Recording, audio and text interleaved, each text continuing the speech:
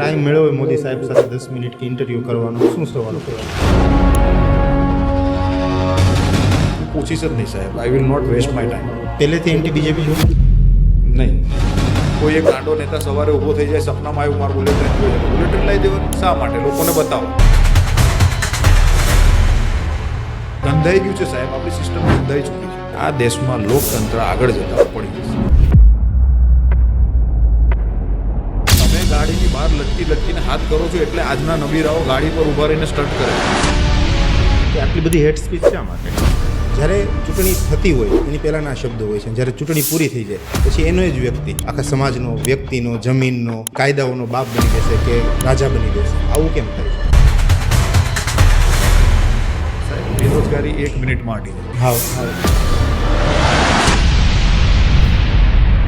આપણા વિદ્યાર્થીઓ કેમ બહાર ભણવા જાય છે? જો તમે એને પૂછશો કોઈ નેતાને તો જય શ્રી રામ, જય ભારત એમ કરીને નીકળી જશે. તો આ બધી ભીડ આખી બોલાવેલી રાખે कि मोदी जी अब मंच पर आने वाले हैं, तालियां बजना शुरू हो जाएंगी.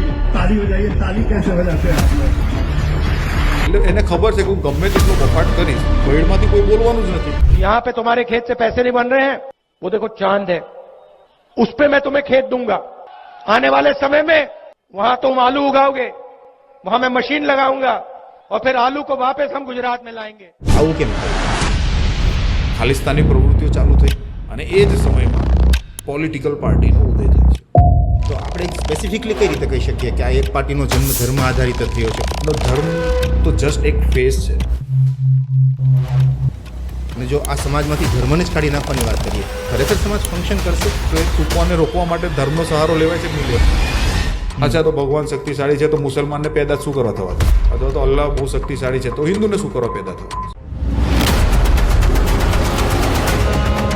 અમારી ઓકાત નથી કે અમે પાછા ઊભા થઈ શકીએ. એમની પાસે ઘણી બધી વસ્તુ છે જે એમને છીનવાઈ જવાની બીક છે.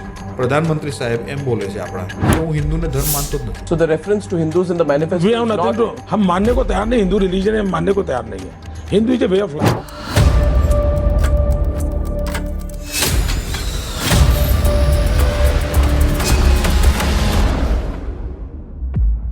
છેલ્લા 10 વર્ષમાં 1 લાખથી વધારે કિસાનોએ આત્મહત્યા કરી. તો આ વિકાસ થોડી છે?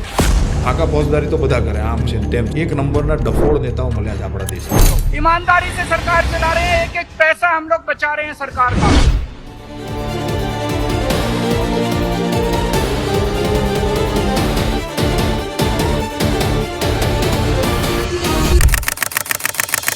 લોકો જાણતા હતા કે થાળી વગાડવાથી કોરોના નહીં જાય, છતાંય લોકોએ વગાડી કે નહીં?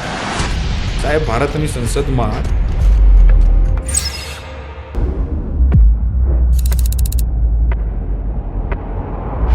અત્યાર સુધી પોડકાસ્ટ ઘણા કર્યા, પણ બહુ ઓછા એવા પોડકાસ્ટ હોય કે જેમાં ડર લાગતો હોય. પણ પેલું કહેવાય ને, ડર કે આગે જીત હે. સો આજનો પોડકાસ્ટ થોડોક ડરાવનો છે મારા પર્સપેક્ટિવથી, પણ જો સામાજિક દ્રષ્ટિકોણથી જોઈએ તો આ પોડકાસ્ટ ખૂબ જ જરૂરી હતો. આ પોડકાસ્ટ કોઈ પોલિટિકલ પાર્ટી બાયસ નથી કે અમે કોઈ ફિક્સ એવી કોઈ પાર્ટીને બ્લેમ કરીએ છીએ. આ પોડકાસ્ટની અંદર જનરલ બધી જેવી વાતો ડિસ્કસ થઈ છે જે તમારી ને મારી જેવી સામાન્ય જનતાને લાગતી વળગતી હોય. તો કોઈ પણ બાયસ ફોર્મ કરતાં પહેલાં, કોઈ પણ વાત ફોર્મ કરતાં પહેલાં, કોઈ પણ ડિસિઝન પર આવતા પહેલાં એકવાર આખો પોડકાસ્ટ શાંતિથી જોજો અને પછી જ કોઈ ડિસિઝન પર આવજો. ફક્ત હાઇલાઇટ જોઈને ના વિચારી લેતા કે અમે કોઈ ફક્ત એક જ પોલિટિકલ પાર્ટીને બ્લેમ કરી રહ્યા છે. તો મળીએ છીએ પોડકાસ્ટમાં.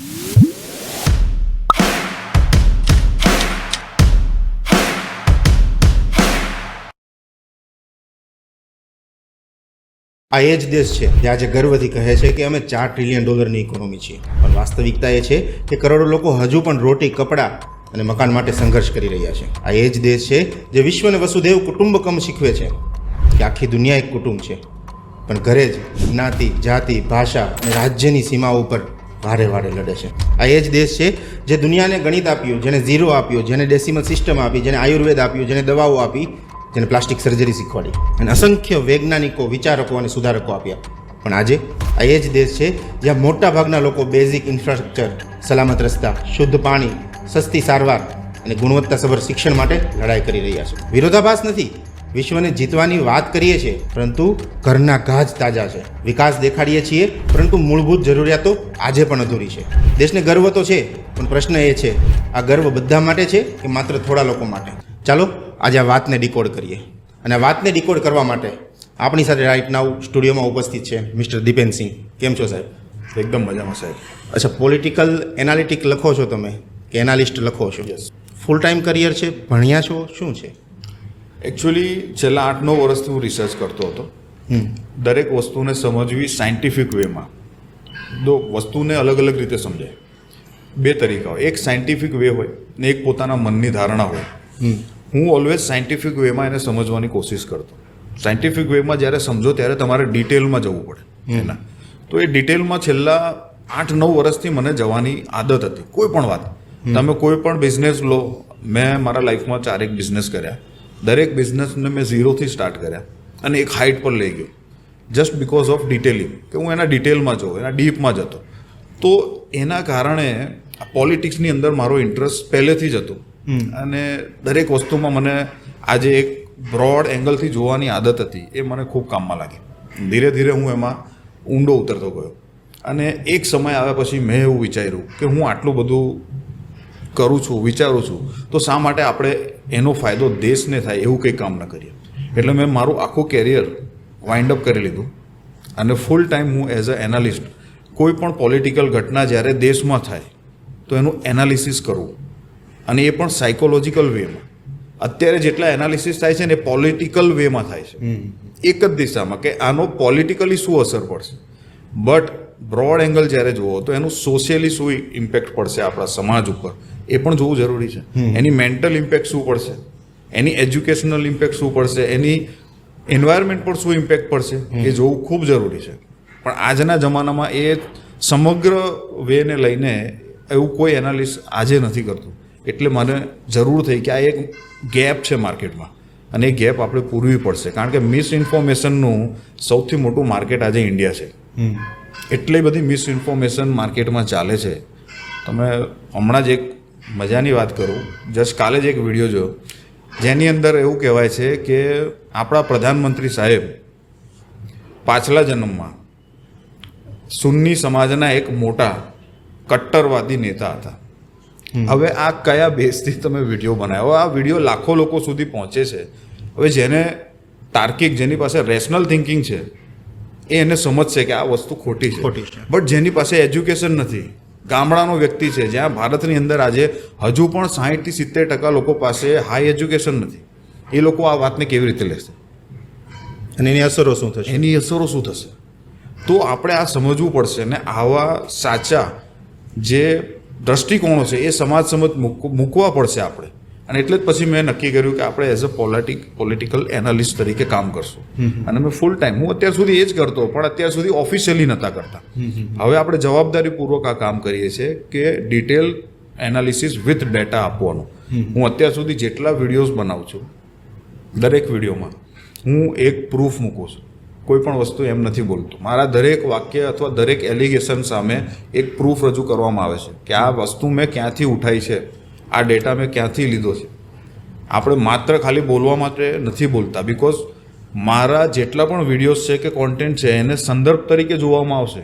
જ્યારે કોઈ વ્યક્તિ વ્યવસ્થિત રીતે આ વસ્તુ પર કામ કરશે તો એને સંદર્ભની રીતે જોવામાં આવશે. અમે અત્યારે જસ્ટ એક પોડકાસ્ટ પણ શરૂ કર્યા હતા કે જેમાં અમે કાયદાનું નોલેજ આપીશું, કાયદાનું એનાલિસિસ કરીએ છીએ. જે કાયદા વિધાનસભામાં બને છે તો એ કાયદા સંવિધાનને અનુરૂપ બન્યા છે કે નહીં, એના ઉપર અમે કામ કરી રહ્યા છીએ. તો આ કરવાનું કારણ એ જ છે કે એક સાચી માહિતી લોકો સુધી પહોંચે, જે માર્કેટમાં નથી અત્યારે. અચ્છા, તમે વાત કરી કે કોઈ એક વાત જ્યારે પરસેપ્શન બનતું હોય ને પરસેપ્શન લોકો સુધી પહોંચતું હોય, 2 જાતના લોકો હોય, સાચું માનવાવાળા, ખોટું માનવાવાળા, અને એ પરસેપ્શનની પણ કંઈક હકીકત હોય, સાચું છે કે ખોટું છે. બરાબર. હવે આપણે અત્યારે સ્પેસિફિક વાત કરીએ છીએ પોલિટિકલ આઈડિયોલોજી ઉપર. દરેક વ્યક્તિના જીવનમાં પોલિટિક્સ ક્યાંક ને ક્યાંક જોડાયેલું છે. નહીં કે ખાલી દેશની જ વાત છે, ફેમિલીમાં પણ હોય છે કે બિઝનેસમાં પણ હોય છે કે પોલિટિક્સ બધે જ જોડાયેલું છે. કોઈ વ્યક્તિને પોલિટિકલ રીતે અવેર રહેવું કેટલું જરૂરી છે? સૌથી તમે કીધું કે ક્યાંક ને ક્યાંક જોડાયેલા છે. એકચ્યુઅલી ક્યાંક ને ક્યાંક નહીં, આપણે બધે જ પોલિટિકલી જોડાયેલા. તમારા ઘરમાં પાણી આવે છે તો એની વ્યવસ્થા પણ પોલિટિક્સ થકી જ થઈ રહી છે. તમારું બાળક સ્કૂલે ભણવા જાય છે તો એનું મેનેજમેન્ટ પણ પોલિટિક્સ જ કરે છે. પોલિટિક્સ સમાજના દરેક ક્ષેત્રનું મેનેજમેન્ટ કરે છે. અને જો તમે પોલિટિક્સથી અવેર ન હોવ તો તમારું અધપતન પાક્કું છે. તમારી સાથે અન્યાય થવો પાક્કું છે. તમારી સાથે અત્યાચાર થવું પાક્કું છે. આજે તમે જો સમાજમાં ઘણા લોકો છે કે જે પોલીસ સ્ટેશન જાય છે તો એની અરજી પણ લેવામાં નથી આવતી. શા માટે? બિકોઝ એને એના નોલેજ જ નથી કે એના રાઇટ્સ શું છે, એની પાસે શું અધિકાર છે, એનું નોલેજ જ નથી. તો પછી કેવી રીતે એ માણસને ન્યાય મળશે? તો પોલિટિકલી અવેર રહેવું ખૂબ જરૂરી છે. તમે જો ભારત દેશ આઝાદ થયો ત્યારે લોકો વધારે પોલિટિકલ અવેર હતા, આજે નથી.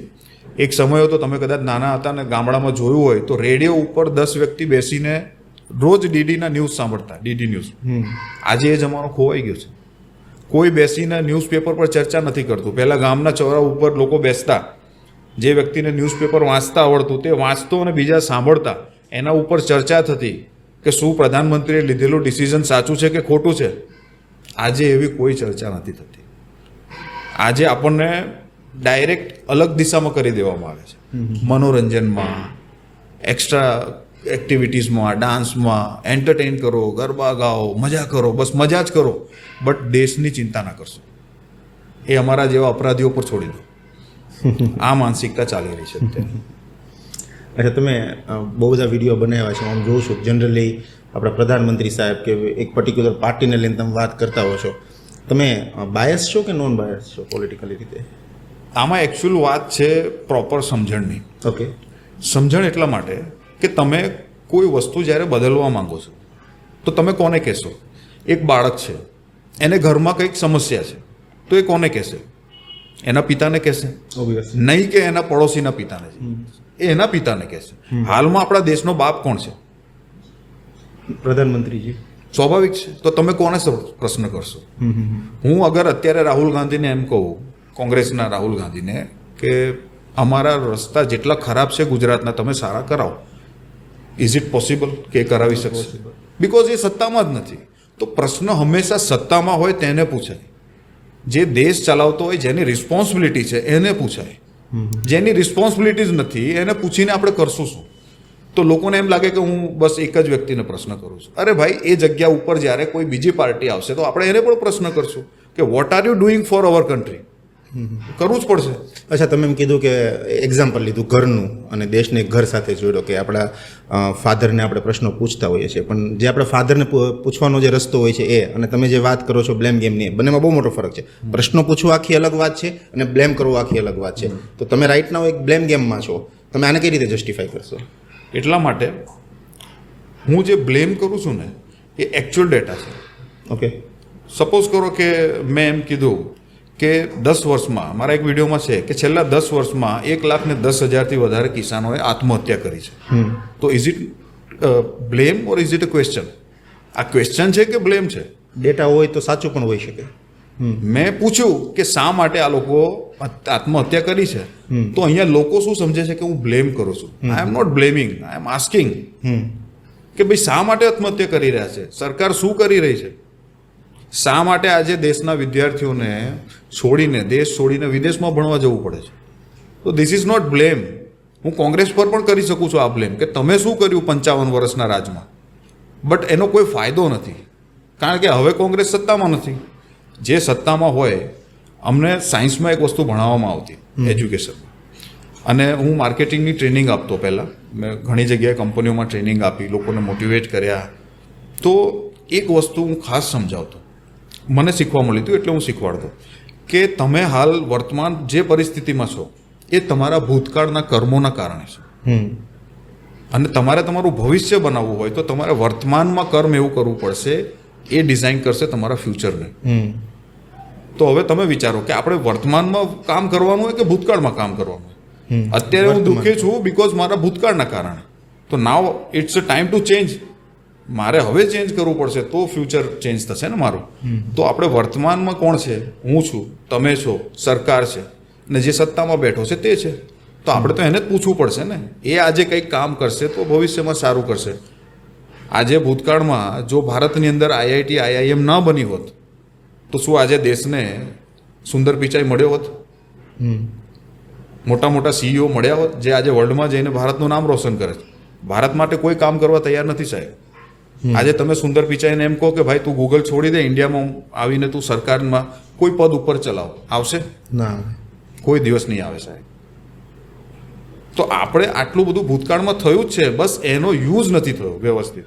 એને તમે સારી રીતે મોનેટાઈઝ નથી કર્યું. તમારી પાસે બધા જ સંસાધન હતા સાહેબ, 2014માં આપણો દેશ આઝાદ થયો બીજી વખત, સો કોલ્ડ આઝાદી જે મળી, એના પછી 97થી વધારે સબસિડી કંપની બનાવવામાં આવી અને એક પણ નવી પબ્લિક સેક્ટરની કંપની નથી બની. આ બધી કંપનીઝ જે બનાવવામાં આવી એ માત્ર ને માત્ર પ્રાઇવેટાઇઝેશન કરવા માટે બનાવવામાં આવી. પ્રાઇવેટ કંપનીઓને વેચી દેવામાં આવી અને એ કંપનીઓ જે વેચાઈ ગઈ એમાં સરકારે જે પબ્લિકના નાણાં હોય તે ઇન્વેસ્ટ તો કરવા પડશે ક્યાંક, તો એને ઇન્વેસ્ટ કરવા માટે સબસિડી કંપનીઝ બનાવી, સબસિડરીઝ જેને કહેવાય. બાકી કોઈ પબ્લિક સેક્ટરની કંપની હજુ સુધી નથી બની. તમે જોઈ લો 55 વર્ષ પછી ઈસરો કોણે બનાવ્યું? જે તે સરકારે બનાવ્યું. આપણે નામ લઈશું તો પાછા બાયસ ગેમમાં આવી જાય, લોકો બ્લેમ કરે, તમે એનું જ વખાણ કરો. ઈસરો કોણે બનાવ્યું? એણે બનાવ્યું. અણુબોમ્બ ભારતને કોણે આપ્યો? એમની સરકારમાં મળ્યું. ભારતની અંદર જેટલા મોટા ડેમ્સ છે કોના ટાઈમમાં બન્યા? એક ડેમ સાહેબ 11 વર્ષમાં મોટો ડેમ પ્રોજેક્ટ બન્યો હોય તો મને બતાવો. જેટલા પણ IIM બની એમના સમયમાં બની. મોટી મોટી IITs ઊભી થઈ ગઈ, IIT ખડગપુર, IIT દિલ્હીમાં, બધી ક્યાં કોણે ઊભી કરી? એ સરકારે કરી. તો અત્યારે રાઈટ નાવ ટાઈમ હતો કે એને આપણે વ્યવસ્થિત ઓર સારી રીતે આ સંસાધનોનો ઉપયોગ કરીને ડેવલપમેન્ટ કરવાનું હતું. બટ આપણે એમાં ફેલ ગયા. તમે અહીંયા સારું કમાતા હોય, અહીંયા સારી વિદ્યા મળતી હોય તો તમે બહાર શું કરવા જાઓ? આપણા જ સુરતમાં જ જોઈ લો કેટલા વિદ્યાર્થીઓ આઉટ ઓફ ગુજરાત ભણી રહ્યા છે. આઉટ ઓફ ઇન્ડિયા છોડી દો, આઉટ ઓફ ગુજરાતની વાત કરું છું. હું જસ્ટ રાઈટ નાવ વિજયવાડા ગયો હતો. ત્યાં આગળ એક કોલેજ છે બહુ મોટી, યુનિવર્સિટી છે. ત્યાં એક જણનું એડમિશન કરાવવા ગયો હતો. ત્યાં આગળ મેં જોયું સાહેબ, સુરતના કેટલા બધા વિદ્યાર્થીઓ, મા બાપો ત્યાં છોકરાને મૂકવા આવ્યા હતા હોસ્ટેલમાં. હું ચોંકી ગયો કે ગુજરાતમાં એજ્યુકેશન નથી. ગુજરાત તો વિકાસનું મોડેલ છે, ગતિશીલ ગુજરાત છે. તો આપણા વિદ્યાર્થીઓ કેમ બહાર ભણવા જાય છે? કેમ બેંગ્લોર જાય છે? કેમ દિલ્હી જાય છે? They have no answers. જો તમે એને પૂછશો કોઈ નેતાને તો જય શ્રી રામ, જય ભારત એમ કરીને નીકળી જશે. દે ડોન્ટ હેવ આન્સર. એને ખબર પણ નહીં હોય કે મારા રાજ્યમાંથી કેટલા વિદ્યાર્થીઓ બહાર ભણવા જઈ રહ્યા છે. દે ડોન્ટ નો. તો આ વસ્તુ આપણે સમજવી પડશે. જ્યાં સુધી અમારા સાયકોલોજીમાં કે કોઈ પણ સાયન્સની ફિલ્ડમાં જાઓ ને તો એક વસ્તુ શીખવાડવામાં આવે કે જ્યાં સુધી તમે એક્સેપ્ટ નહીં કરો તમે ચેન્જ નહીં કરી શકો. ડૉક્ટર પાસે તમે જાઓ તો એ તમારા રિપોર્ટ્સ કરાવે, ટેસ્ટ કરાવે. એટલે પહેલાં એણે શું કર્યું? રિપોર્ટ્સ કરાવીને એક્સેપ્ટ કર્યું કે હા ભાઈ તમને આટલો ડાયાબિટીસ છે, તો એ ડાયાબિટીસને નીચે લાવી શકે કે ઉપર લઈ જાય. બટ તમે જ્યાં સુધી એક્સેપ્ટ નહીં કરો, કોઈ પેશન્ટ એમ કહી દે કે ના યાર મને તો ડાયાબિટીસ છે જ નહીં, તો પછી એ ક્યારેય ડાયાબિટીસને માત નહીં આપી શકે. આટલી વસ્તુ લોકો નથી સમજી રહ્યા બિકોઝ ઓફ એજ્યુકેશન. આપણા એજ્યુકેશનનું સ્તર એટલું ઘટિયા થઈ ગયું છે, તમે એની વાત છોડી દો. એટલે જ આપણા લોકો બહાર જઈ રહ્યા છે, બિકોઝ અહીંયા શીખવા નથી મળતું. વિદેશની અંદર મેં કાલે જ એક વિડીયો જોયો કે આપણા જ ગુજરાતી ફેમિલી અહીંયાથી ત્યાં ગયો હતો, એનો છોકરો ત્યાં સેટલ થઈ ગયો, વેલ સેટલ. હવે એના મા બાપને અહીંથી ત્યાં બોલાવ્યા, તો એને બાળકો થયા, તો એના મા બાપ એના નાના બાળકને કંઈક ટીકા કરી રેસિઝમને લગતી, આ કાળિયાઓ તો આવા હોય. તો એ નાનું બાળક એમના દાદા દાદીને ટોકે છે કે don't talk like this, he is a human. તો આ ક્યાંથી શીખ્યું એ બાળક? એને સ્કૂલમાં શીખવાડવામાં આવે છે કે રેસિઝમ ઇઝ નોટ ગુડ. જ્યારે આપણા દેશમાં પ્રધાનમંત્રી જે જાહેર જવાબદાર વ્યક્તિ છે, આ દેશનો બાપ કહેવાય, એ જાહેર મંચ પરથી શું બોલે છે? જાતિવાદ, ધર્મવાદ, અમારી જોડે આમ અત્યાચાર થયા, હિન્દુઓ જોડે આમ થયા, મુસલમાનોને આ સંપત્તિ આપી દેશે, તમારી એક ભેંસ લઈને મુસલમાનને આપી દેશે. What is this nonsense? You are a leader, દેશના સુપ્રીમ લીડર છો. તમારી પાસેથી આવી ભાષાની અપેક્ષા ન હોઈ શકે, ક્યારેય ન હોઈ શકે. તમારી જવાબદારી છે લોકોને રાહ બતાવવાની. તમે ગાડીની બહાર લટકીને હાથ કરો છો એટલે આજના નબીરાઓ ગાડી પર ઊભા રહીને સ્ટન્ટ કરે છે. એ શીખ્યા ક્યાંથી? What we do, what we learn. આપણે જ્યાંથી જોઈએ છીએ તે શીખીએ છીએ. અને જ્યારે દેશમાં સેલિબ્રિટી, દેશમાં મોટા મોટા નેતાઓ જે કામ કરતા હોય ને એની બહુ વાઇડ ઇમ્પેક્ટ પડતી હોય આખા દેશ ઉપર. કારણ કે તમે જે જોશો એનાથી ઇમ્પ્રેસ થશો એટલે ઓટોમેટિકલી તમે એ કરવાના છો. તમે જાતે વિચારો કે આજથી 20 વર્ષ પહેલાં ક્યારેય કોઈ નબીરાને તમે ગાડી પર સ્ટન્ટ કરતા જોયો તો, 4 વ્હીલ પર? મને તો યાદ નથી કે મેં કોઈને જોયો હોય કે આવી રીતે રસ્તા ઉપર સ્ટન્ટ કરતા હોય 10 ગાડીઓ લઈને, 5 ગાડીઓ લઈને. મેં તો નથી જોયા. બટ તમે છેલ્લા 15 વર્ષથી જુઓ આ કલ્ચર કેમ ડેવલપ થયું. 5 ગાડીઓના સીન સપાટા, 10 ગાડીઓ લઈને લોકો નીકળે. તો આ બધા લીડર તરફથી જઈ રહ્યા છે ને. હું સરદાર વલ્લભભાઈ પટેલનું એક તમને એક્ઝામ્પલ આપીશ.